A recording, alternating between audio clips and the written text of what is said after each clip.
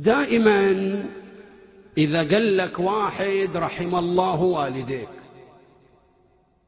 تدري شي يسوي بوالديك هذا؟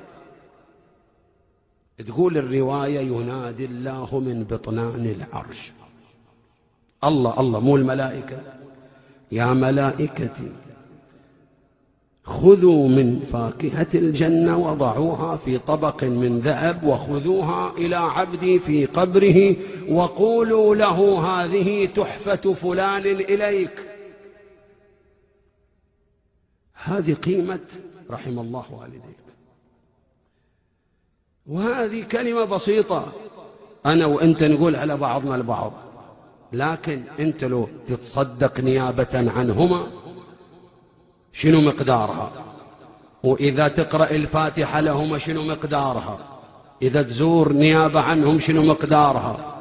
إذا تسوي أعمال صالحة إلهم شنو مقدارها؟ إذا بس رحم الله والديك يصير استنفار في عالم السماء، يودوا لهم فاكهة من الجنة يقولوا له هذه تحفة فلان.